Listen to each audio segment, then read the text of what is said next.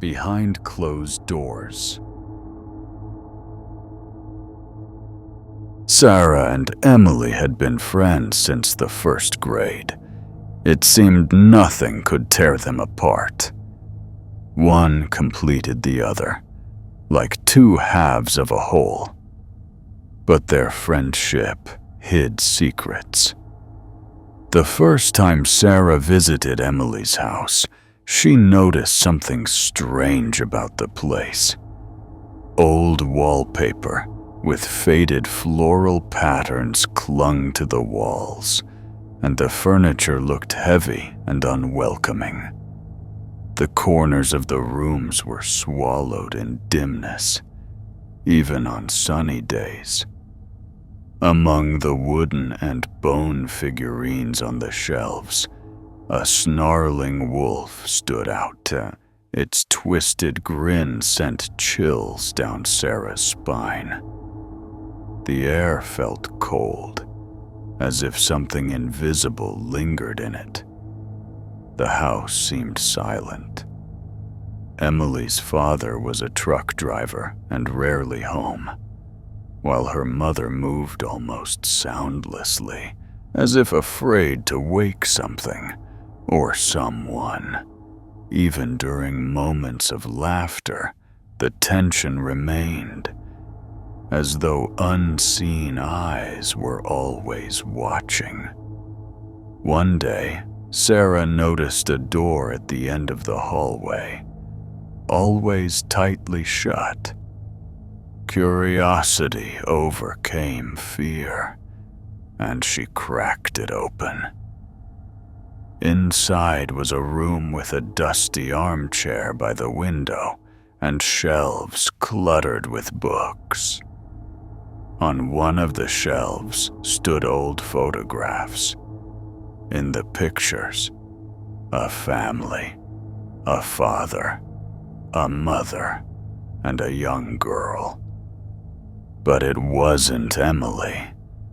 The girl looked similar, yet her features were different. That evening at dinner, Sarah noticed a strange smell. Thick, heavy, and sickeningly sweet. The meat on the table looked dark, almost blackened at the edges, coated in a shiny layer of fat. Trying a small piece, Sarah barely managed to suppress her nausea. The taste was cloyingly sweet and revolting. Silently, she set her fork down. That night, lying in bed, Sarah heard the creak of the floor and slow, deliberate footsteps. From her room, she glimpsed Emily's mother walking toward the basement door. A key glinted in her hand. Carefully, the woman turned it in the lock and disappeared into the darkness. The next morning, Sarah noticed dark stains on the floor near the basement, and in the trash can, a cloth with rusty red spots and a torn piece of fabric that looked like part of an old shirt. Sarah knew something terrible was happening in that house. The unease never left Sarah after that night.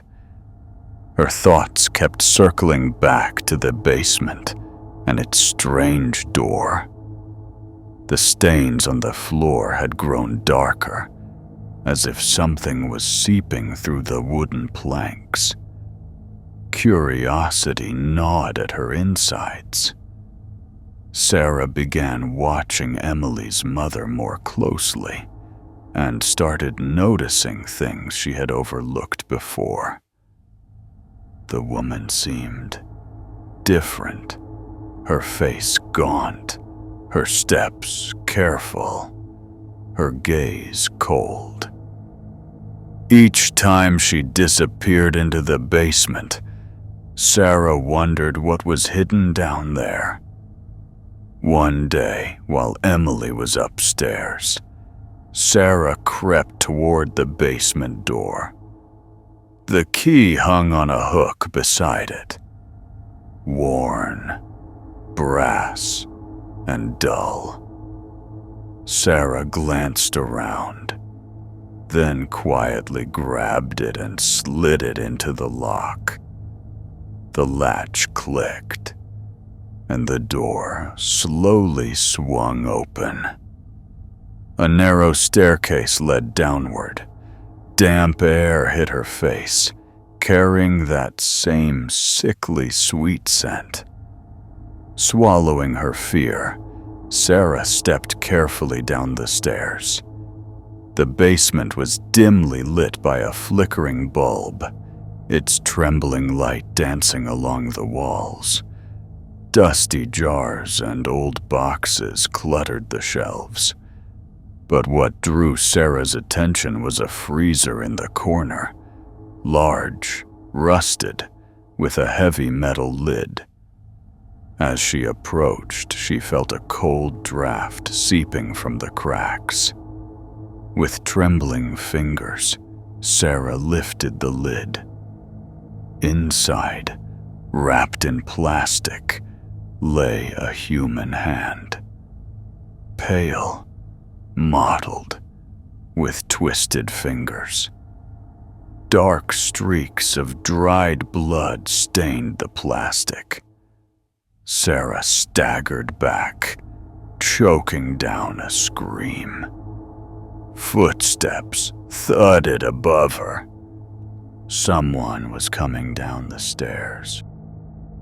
Sarah froze, barely breathing. The footsteps on the stairs were slow and heavy. Through the gap in the slightly open door, she saw a shadow. Emily's mother. A knife gleamed in her hand. The woman walked slowly to the freezer, closing the lid with a dull thud. Then she stopped and listened. A chill crawled down Sarah's spine. Her heart pounded so loudly she was sure Emily's mother would hear it. The woman turned and began climbing back up the stairs. The door slammed shut, plunging Sarah into darkness. She waited several agonizing minutes before daring to move from her hiding place. Her legs trembled, but Sarah knew she had to leave. Yet something gnawed at her mind. Her gaze drifted back to the freezer. For a moment, she swore she saw the lid shift. Sarah froze, watching as it slowly slid upward from the inside. Panic surged through her. She bolted for the stairs, taking them two at a time. Reaching the door, she grabbed the handle and yanked, but the lock wouldn't budge. Behind her came a sound, a scraping noise, like plastic dragging across the floor. The freezer lid creaked again. Desperate, Sarah pounded her fists against the door, screaming, but the house remained silent. Her fingers clawed at the wood when suddenly the door gave way. She stumbled out, slamming it shut behind her. Her hands shook so badly she could barely stand. On her way to the front door, Sarah collided with Emily's mother. The woman stood calmly by the entrance, wiping the blade of her knife with a kitchen towel. "Forgot something, sweetheart?" she asked with a chilling smile, slowly raising her hand, holding the basement key. Sarah didn't answer. She slipped past her and ran outside without looking back. Later, safe at home, Sarah couldn't shake the feeling that this story wasn't over yet. But after her terrifying escape from Emily's house, Sarah couldn't shake the feeling that someone was following her. At school, on the street, even at home, she felt unseen eyes watching her. Sometimes, she spotted a dark figure standing motionless near her house. Silent, unmoving, just watching. One evening, when Sarah returned home, a package was waiting on her doorstep. Brown paper, tightly bound with thin twine, her name scrawled across the top. Her fingers trembled as she unwrapped it. Inside was an old shirt, tattered at the edges and stained with dark, rusty red spots. From the folds of the fabric, a lock of hair tumbled out. Dark chestnut, exactly like Emily's. Panic surged through her. Had something happened to Emily? In desperation, Sarah convinced her parents to take her to the police. She told them everything: the freezer, the knives, the strange package. The officers listened with skeptical faces, but promised to investigate. The next morning, 2 officers visited Emily's house. Sarah watched from a distance, barely breathing. Emily's mother answered the door, greeting them with a warm, pleasant smile, as if nothing had happened. The officers spent less than 10 minutes inside before leaving calmly. That evening, Sarah's phone buzzed. An unknown number. The message was brief. "You shouldn't have done that." A cold dread slithered down her spine, like an icy serpent curling beneath her skin. She hurried to lock every door and window. Sleep was impossible, but exhaustion eventually pulled her under. Late that night, a faint tapping woke her. Soft, deliberate, dragging knuckles against the glass. The knock came again, slower, more insistent. Her chest tightened. Holding her breath, Sarah lifted the blinds. On the sidewalk stood Emily's mother. The streetlight cast her face in a pale, ghostly glow. Her lips stretched into a twisted smile. In her hand, something glinted, a silver key. The basement key. The next morning, Sarah couldn't bring herself to leave the house. She spent the entire day sitting on her bed, eyes fixed on the window. The night had been endless, each faint noise making her flinch. By midday, a classmate called to ask why Emily hadn't shown up at school. No one had seen her since the previous day. Sarah knew something was wrong. As evening crept in, she decided to go to Emily's house. The street was unsettlingly quiet. The house's windows were dark, but the back gate stood ajar. Sarah's pulse quickened as she stepped cautiously into the yard. To her horror, the basement door wasn't just open, it gaped wide, a black void waiting for her. Summoning every ounce of courage, Sarah stepped inside. Her footsteps echoed in the dark. The air was thick and damp, clinging to her skin like cold sweat. That familiar, sickly sweet smell filled her nose. The basement was a mess.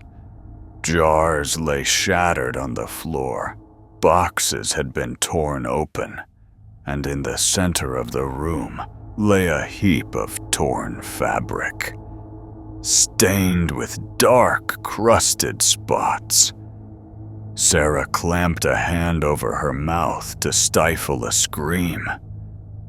Then she heard it, a faint sound, like a muffled voice, coming from the corner. Moving carefully toward the noise, Sarah spotted a cupboard. The door was slightly ajar.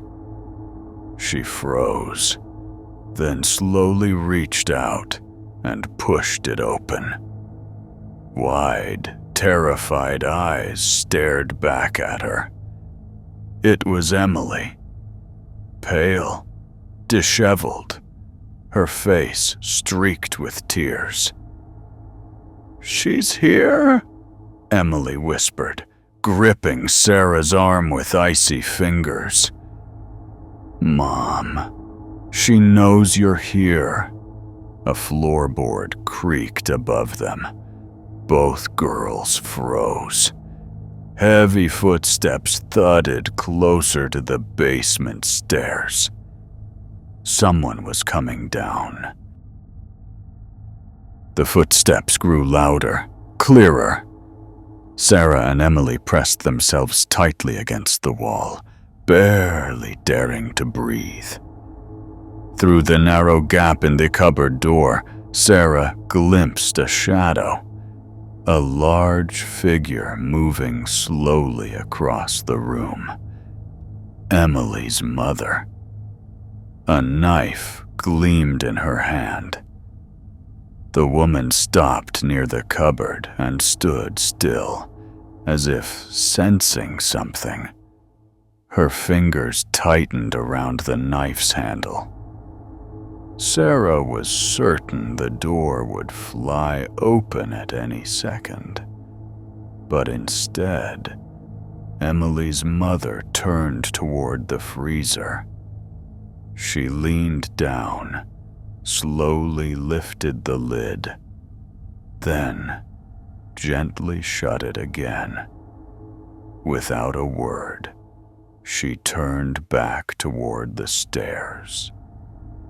The basement door slammed shut behind her. Silence swallowed the house once more. They waited a moment longer before slipping out of the cupboard. Moving on tiptoes, they crept toward the stairs. Sarah stepped carefully, counting each creak of the floor beneath her. When they reached the door, she gripped the handle and turned it slowly. The latch gave way without a sound. The hallway was narrow and cluttered with scattered objects. They weaved through the mess, sticking to the shadows. Finally, they reached the kitchen. The back door stood slightly ajar, a thin slice of cold night air whispering through the gap. Without hesitation, Sarah gently nudged Emily toward the exit, then followed and quietly pulled the door shut behind them. They ran into the yard, swallowed by the darkness of the night. Their hearts pounded so loudly, it seemed the sound might betray them. Sarah turned back for just a second and froze. In one of the windows, Emily's mother stared out at them. Her gaze was cold, her thin lips curled into a predatory smile. They ran down the empty street, never looking back. The houses were swallowed by darkness, with only the occasional street lamp casting a faint glow on the sidewalks. Their breaths were ragged, their legs trembling from exhaustion, but fear drove them forward. When they finally reached Sarah's house, the girls barricaded the door, and only then did they allow themselves to catch their breath. Sarah noticed that Emily's hands were shaking, her eyes empty. She barely spoke, only occasionally lifting her head at the faintest sound. The night passed uneasily. Sarah couldn't close her eyes, her ears straining at every rustle of the house. In the morning, as she stepped onto the porch, she noticed dirty boot prints on the steps. The air carried a faint smell of dampness and metal. Someone had been here during the night. Emily lay curled up, asleep. Sarah sank down beside her, but the uneasy feeling wouldn't leave. It felt like the walls were closing in on her, the air growing heavier. Suddenly, Emily's eyes opened. Her face was blank, as though she were detached from everything. "We have to go back," she said, her voice almost emotionless. "She won't leave until I return." Sarah tried to protest, but Emily was resolute. Like someone in a trance, she stood up, grabbed her jacket, and headed for the door. Sarah had no choice. She couldn't let Emily go alone. The walk to Emily's house felt endless. The dark windows stared at them like empty eye sockets. When they reached the porch, the door was slightly ajar. Without a word, Emily stepped inside. Sarah followed her, and at that moment, a gust of wind slammed the door shut behind them with a hollow thud. The air inside the house was thick, as if saturated with something rotten. The floorboards creaked underfoot. In the distance, there was a slow, grinding sound, like metal dragging across wood. "You shouldn't have come back," Sarah whispered. Emily turned to her. A strange, almost satisfied smile played on her lips. Emily stood in the darkness, her shadow stretched along the wall like a stranger's figure. The smile on her face widened. Sarah took a step back, her heart pounding in her chest. From deep within the house, a muffled sound echoed, a faint rustle, as though someone was moving in the distant rooms. Emily's gaze never wavered, and she continued to slowly approach Sarah. Each step creaked on the old floorboards. Sarah backed away toward the kitchen. Cold air seeped from beneath the basement door. A faint light flickered through the crack, as if something was waiting down there. Emily took another step closer. Sarah grasped the door handle, but her fingers were trembling, and the door wouldn't budge. Behind her came a low thud. Someone was rising from the basement. A slow, squelching step neared the stairs. From the shadows, a familiar figure emerged. Emily's mother. Her face was gray and gaunt, and in her hands she held a thick rope, tightly coiled into rings.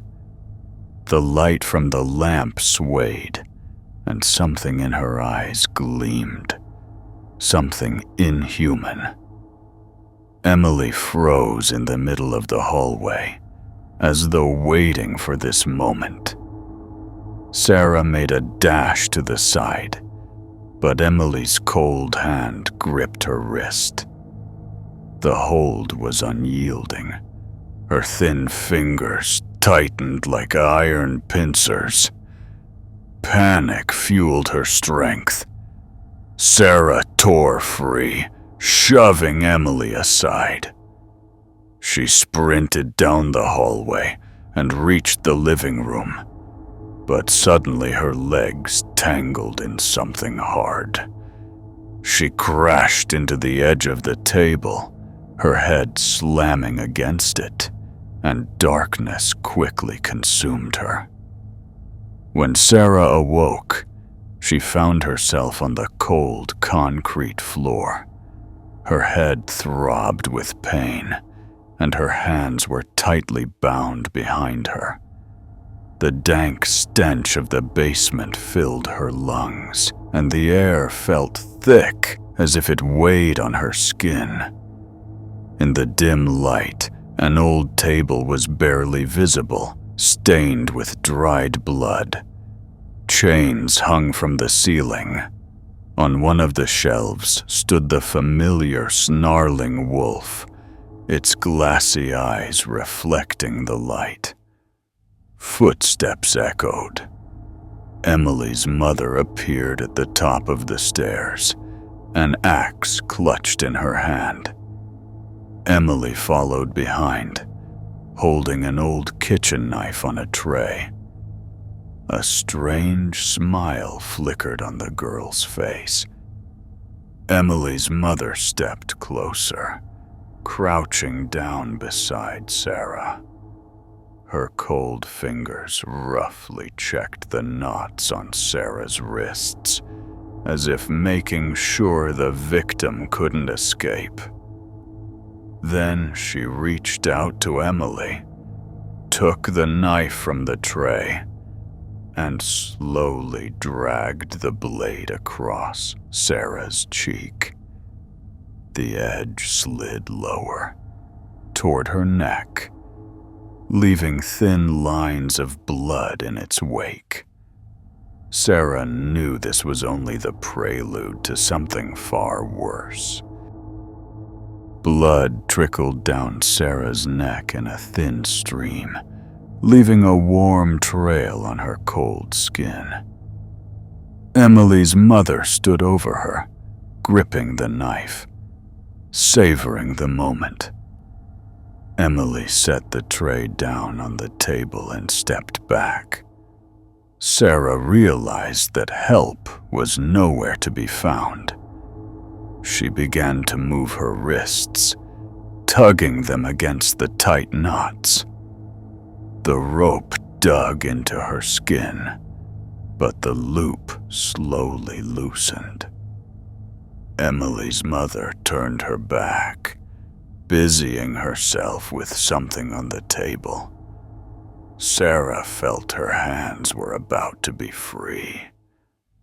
Carefully, she bent her legs, pulling them close to her body, then abruptly twisted and yanked the table toward her. The table shifted, and Emily's mother lost her balance, falling to her knees. Without wasting a second, Sarah pulled hard on her hands. The rope loosened, and she managed to rip it free. Before Emily's mother could rise, Sarah grabbed a heavy can from the nearby shelf and smashed it into her head. The woman crumpled to the floor. Emily froze in place. Fear was frozen in her eyes, not feigned but real. Sarah shoved her aside and, stumbling, ran up the stairs. She threw open the door to the hallway, dashed into the foyer, and raced for the exit. The door was jammed. Sarah pulled with all her strength until, finally, she heard footsteps behind her. Without looking back, she smashed the window with her elbow and climbed out. She ran down the street until her legs gave out. Later, the police searched the house but found no signs of a struggle, no traces of blood. The basement was empty, with no signs that anyone had been there recently. Emily's family had disappeared, as though they had never existed. A few days later, a yellowed envelope appeared on Sarah's doorstep. It had no return address.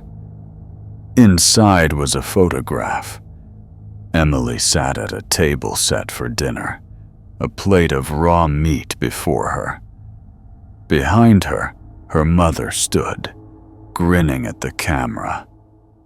On the back, one sentence was written: "We know where you are.